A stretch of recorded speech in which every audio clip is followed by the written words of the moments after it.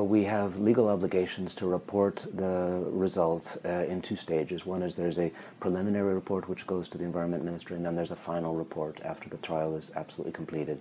And we have been providing the government all along the reports which are necessary. And at the time that the trial is complete, at the end of the permitted period, then there will be a final report and all of the information will be public. But that will not count for the scientific information. That would not be included in the final report. In every such field trial, there's some information which is confidential because it's business sensitive. It's something that would be useful to competitors.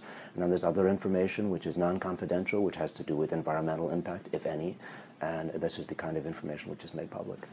There are laws in place which ensure that the information which has a valid public interest purpose is published. And that kind of information Monsanto and every other company will publish in due course. But there's other kinds of information which, as I said, is competitively interesting, it's business sensitive, and there's no reason that any company should be providing that information to its competitors for free. So if you're not forced to do it, you will not do it? We will provide all the information which is required by law at a local, national, or regional level, but we're not going to voluntarily provide information which is useful to competitors for no good reason.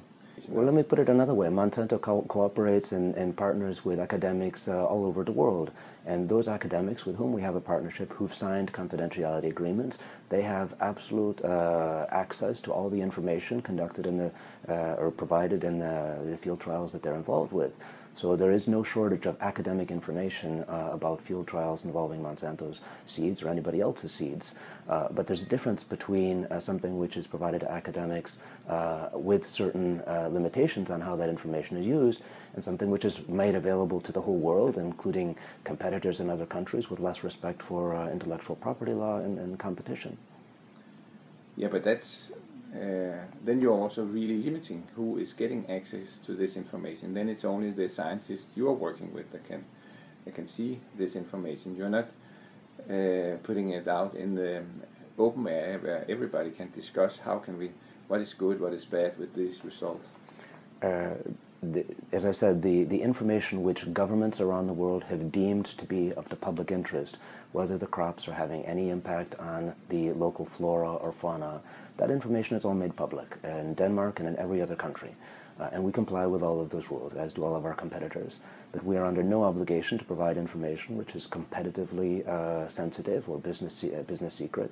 And any government that would wish to do such things like that is undermining the business.